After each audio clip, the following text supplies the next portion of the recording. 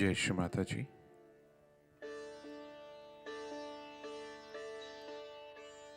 Let us all bow down to Shri Mataji.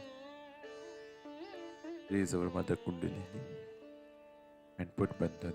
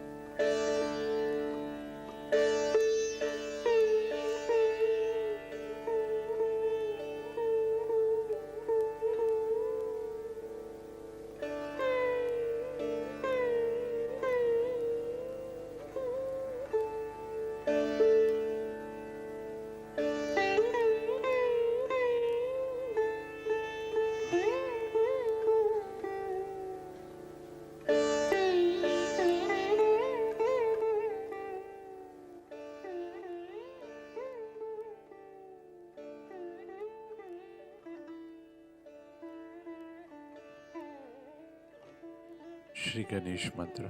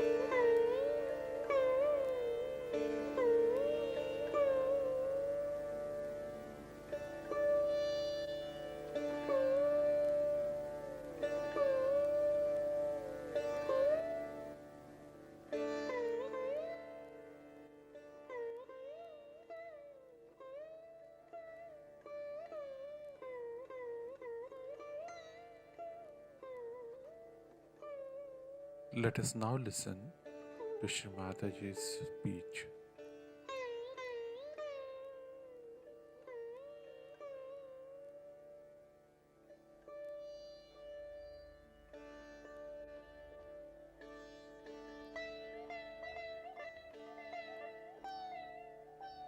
Today you all have gathered here to do the Guru Puja.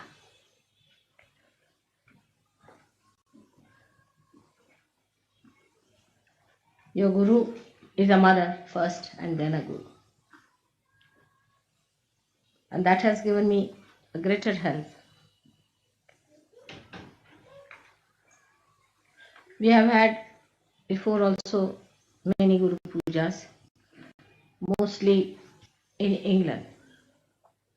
And you should wonder why Mother always somehow is doing Guru Puja in London. The time falls in such a way that it is in Guru Puja. I am here during that time. I have to be in London. So many years we have been doing Guru Puja in England.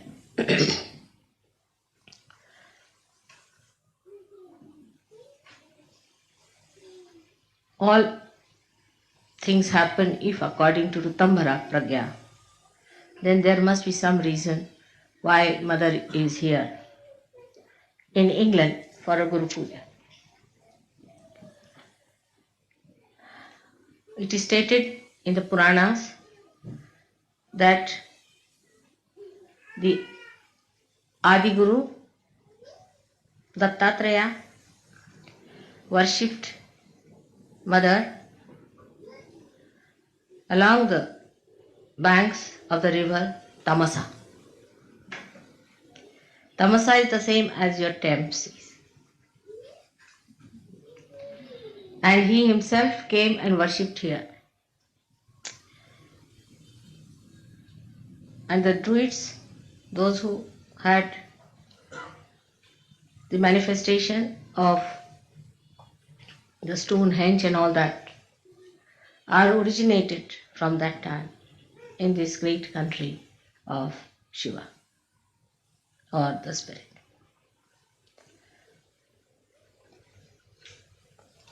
So the spirit resides here as in the heart of human beings, and the Sahasrara is in the Himalayas where Sadashiva exists at the Kailasha. This is the great secret of we having so many Guru Pujas here.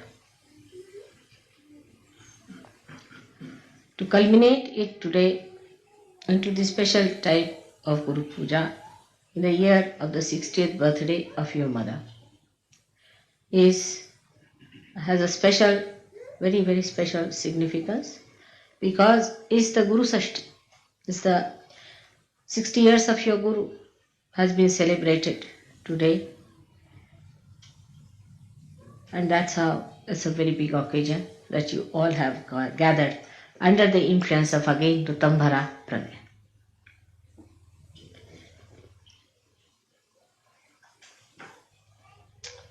So all that has happened by the nature's own gift to you.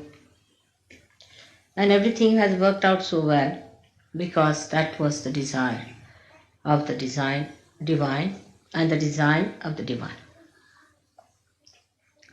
So the river Thames, which we call her as Thames, you see English have a method of making everything English. Like Bombay, they made it Mumbai was Bombay. You see, like Calcutta, like all other words were like that. Like Varanasi was made into Banaras. River Thames, which was really Tamsa, was called as Thames. Now from the name Tamsa, one should know that is a place of Tamoguna. Is a place where left-sided resided since long.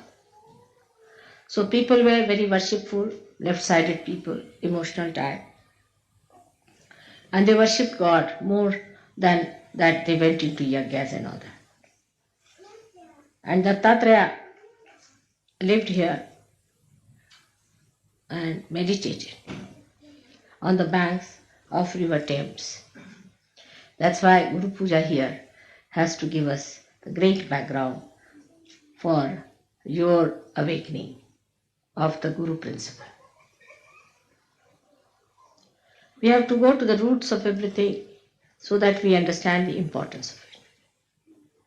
Unless until you know the roots and the traditions behind, you cannot understand the depth, the gravity, the intensity of any puja.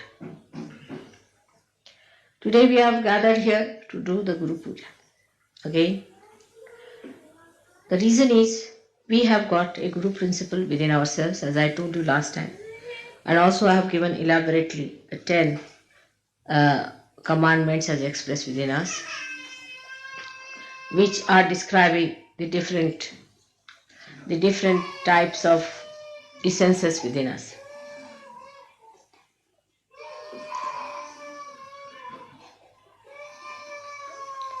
The essence of Guru Puja has to be awakened within us.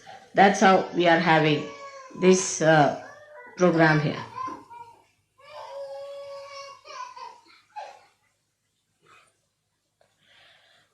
Now, it is important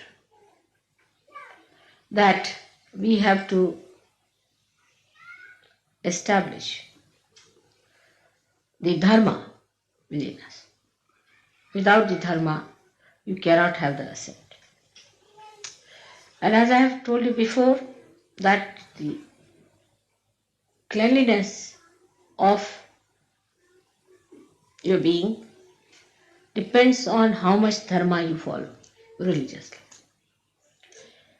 At the time of Moses, it was worked out and all the rules and regulations were created for realized souls. But as I read in one of the books, it was very good, because if I had said this, people would not have believed that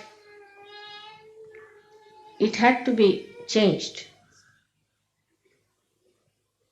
I think during the speech the children should not be here. It's better to take them out.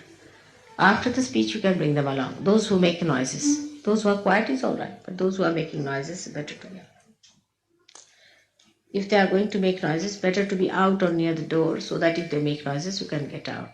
So there is no disturbance.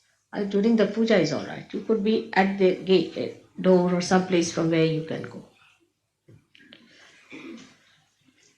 So the laws and regulations that were given to human beings were actually for the realized souls who would understand. But when Moses must have discovered the way human beings are, he must have changed them to very strict rules, because with human beings as they are, one has to be extremely strict. They can't understand anything but fear. If you have a stick in your hand, you can put them back. Without that stick, human beings won't listen. They are only alright if there's a fear. Now if you see today, the condition of all the nations, those who are having leaders or prime ministers or presidents, they are all people extremely strict, very dominating, and very dry. And normally people like such people. Even Hitler succeeded because of that nature. So the character of a guru so far has been of a very strict nature for people who are not realized. Normally a good guru, Sadguru, he doesn't like to talk to people much. They throw stones, or they don't like to talk to people who are not realized. But if they are realized, then these gurus change their attitude towards the people who want to see them. There's a tremendous difference between a person who is realized and non-realized in the protocol of God. A man may be the king or anything, he'll be asked to sit outside. It has nothing to do with what position you enjoy. As long as he's a realized soul and not possessed, he is given the highest position. But if you are possessed, then also the guru will tell him that you get out from here, first get rid of your position and then come. And all these strict rules were there, that such and such person must be killed, such and such person must be given a punishment of cutting the hands, cutting the feet, even absolutely destroying the eyes. This was done because they were not realized souls. It was a great realization of Moses, I think, that he took to the another kind of law which is known as Shariat now, and that's what the Muslims are following. In a way it's good, I think, because people who are now normal people really deserve such a rule. But it should not be so fanatical that you cannot discriminate between a realized soul and non-realized soul. Now, the guru within you will be awakened if you are strict with yourself. That's one point is very important. Unless and until you are strict with yourself, the guru will not be awakened with you. People who are lazy lumps, who cannot sacrifice anything, who are very fond of comfort, can never be gurus. Take it. They can be good administrators, they can be anything, but never a guru. A guru should be willing to live the way he has to live. He should be able to sleep on stones. He should be able to sleep under any circumstances. Not that the disciple should force on him, but it should be his own nature that he can adjust himself. Comfort cannot crawl on a guru. Now those who want your Guru principle to be awakened must know that you should not ask for comfort. Even for a thing like that, yesterday you saw the dancing. One has to do real tapasya. Intensive tapasya you have to do. You cannot learn even a thing like dancing without going into a penance about it. So a guru has to go through a penance is important. Sahajogi need not go. But a Guru Sahajogi has to do it. We have to have penances. And the penance can be any kind of desire you have. Say, supposing you are very fond of food. Just don't eat the food that you want to eat. If you are very fond of sweet food, then eat something very bitter, raised to power 108. And if you are fond of some sort of a very, as Indians are sometimes, very spicy food, then eat so bland a food without salt. Teach your tongue to behave itself. It doesn't behove a guru to put his attention to food. I have seen some of the Sahaja-yogis, they are all right when the food is there, quite concentrated. But when it comes to the program, they have no concentration. It's a sad thing. Such people cannot be gurus. They can be cooks, good, or could be food tasters or something like that. We'll suit them better. But if they have to be gurus, they must learn to control their tongue and their desire. I mean, fasting is a good thing for such people. Fasting is very good. All the time they are worried, what are we going to have for lunch? What are we going to have for dinner? Such people cannot have their Guru principle awakened, neither they can be gurus. So please be careful. The Guru must have control over the tongue. He must know when to get angry and when to be gentle. He must know what to say when, how much to say. That's why many gurus have been more effective by not speaking. Silence is the best way you can help others. But when it comes to explaining Sahaja Yoga, you should speak. But I have seen with some people, they are very eloquent when it comes to nonsensical things. But when it comes to Sahaja Yoga, they don't know anything about Sahaja Yoga. So you have to be the master of Sahaja Yoga if you have to be a guru. Not only in talking, but in your behavior, in everything. And the karamat is the, I don't know if you use charismatic word, charismatic they call it, or you say the one how to do it, how to raise the kundalini, how to put it at the sahasrara, how to break the sahasrara, all these things you must know how to spend your knowledge. Is Bini Yoga in Sanskrit. Guru principle is awakened in a person when he himself has achieved something. Imagine a half-baked guru going along talking as a guru. He'll end up as a disciple ultimately. So you have to be master of your own. But when the guru principle comes in, you have to give it to others. It's a question of giving it to others. So you have to be at a higher level to give to others. Have to be at a very high level. If you are attached to money, if you are attached to food, if you are attached to mundane things of life, you cannot give. Now the higher state than that can be achieved, which is natural in me, but can be achieved, is that you don't have to have any dependence like that any rules and regulations. Like saying that I will have no worry about food, I should fast this, that. It all ends up when you eat but don't eat. That's the state one should have. That you are eating the food, and if you ask, did you have your lunch?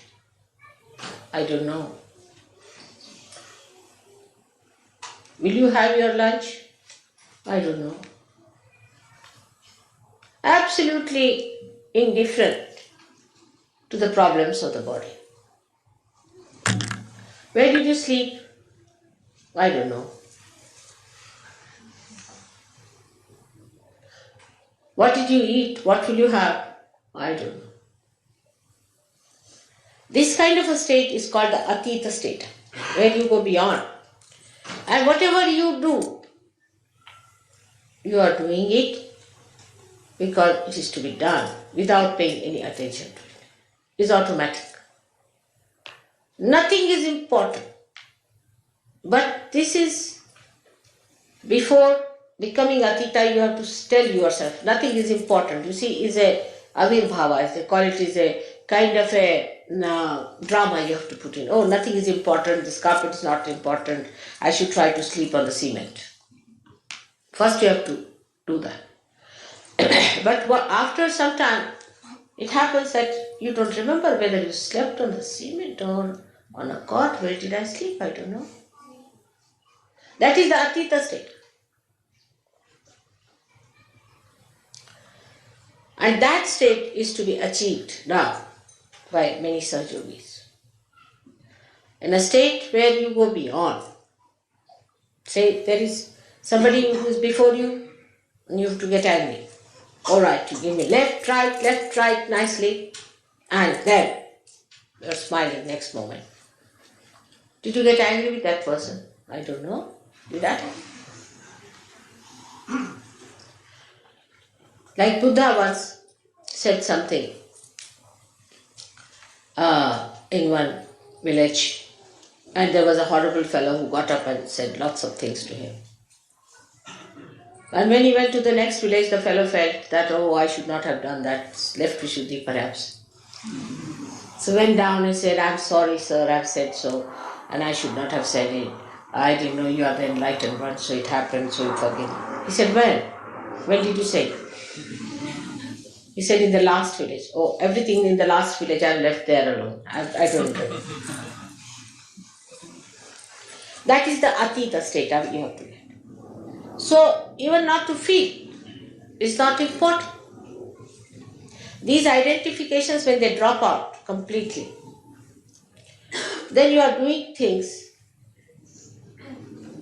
in a karma state, where like sun is shining, it doesn't know it is shining. When the vibrations are flowing, you don't know it is flowing. Already it has started working in you. You are surprised, you raise the hands and the Kundalini is rising. You don't know you are raising the Kundalini energy. How do you raise it? You don't know. That's it. That state has already started Atita in you. But get it established in every walk of life, everything that you go beyond. And if you can manage that, that's the highest that you have to reach.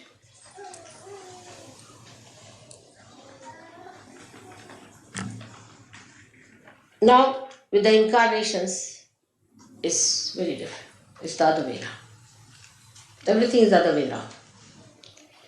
They don't have to do any tapasya. They don't have to starve. They don't have to tell them. Whatever they do is the punya. They don't have to collect punyas either. If they kill somebody, it is dharma. If they hit somebody, it is the dharma. Nothing they do wrong. They are absolutely immaculate. If they deceive someone, they cheat someone, it's perfectly alright. Because for a higher goal, you have to give up this smaller goals. It's justified in our day-to-day life, you see, that when you are defending your country, there's an enemy on you. If you have to defend your country, you can slay him. You can cheat him. Diplomatically, you can befool him. It's allowed. Why?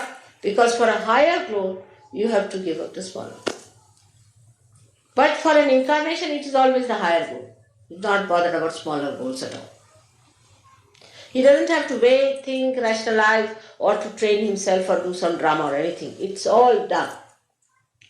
Even the movement, every movement of an incarnation has a ripple in it, which is for the good. There's nothing, not even a moment is such which is not for the good of the world.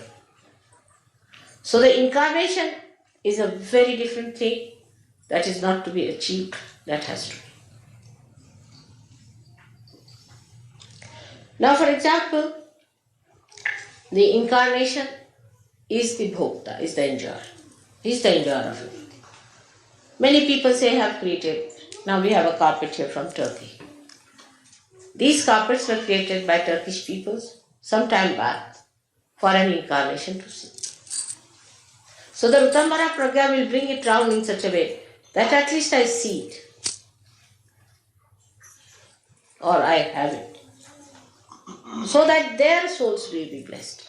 So that they feel nice. Like Michelangelo has made that not for popes, I can tell you. And not for all the rubbish people who go there. Neither Blake did all that work for the useless people who want to go and see nude artists. It was all done for the incarnation to see. That's the way they are blessed the most. Because they are beyond. Nothing touches them. Nothing is important. But it's not rational or anything that they have trained themselves. But it is automatically like.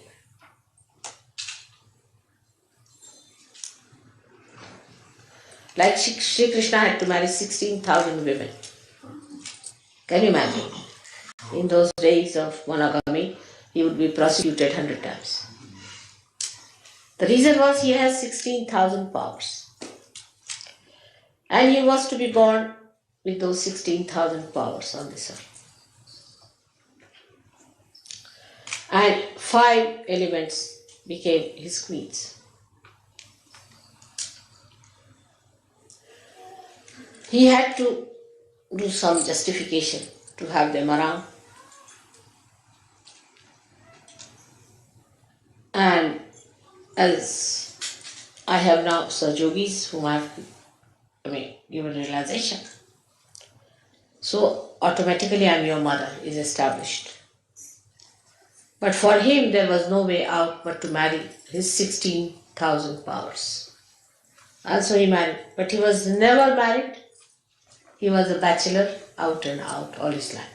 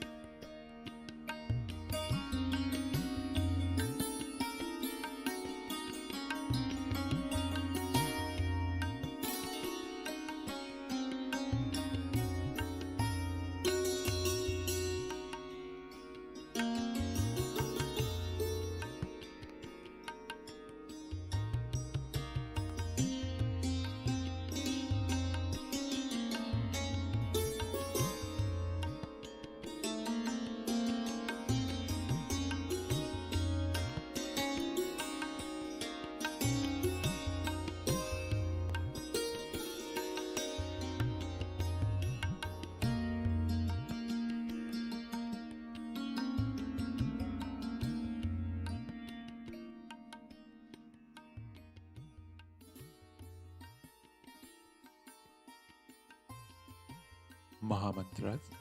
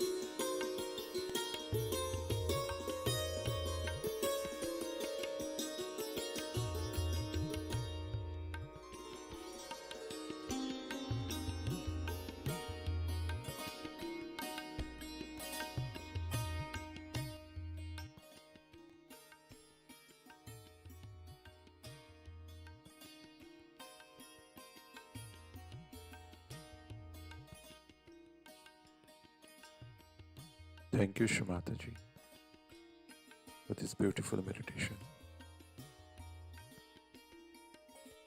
Let us all bow down to Shimataji, raise our Mother Kundali, and put Bandhan.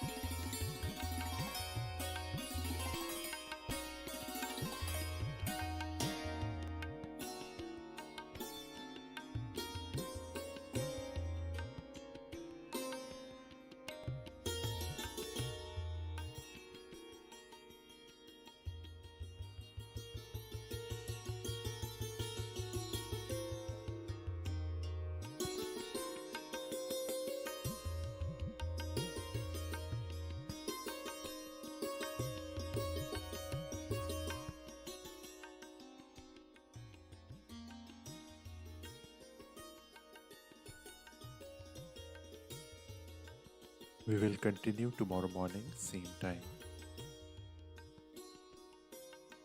Jai Shri Mataji.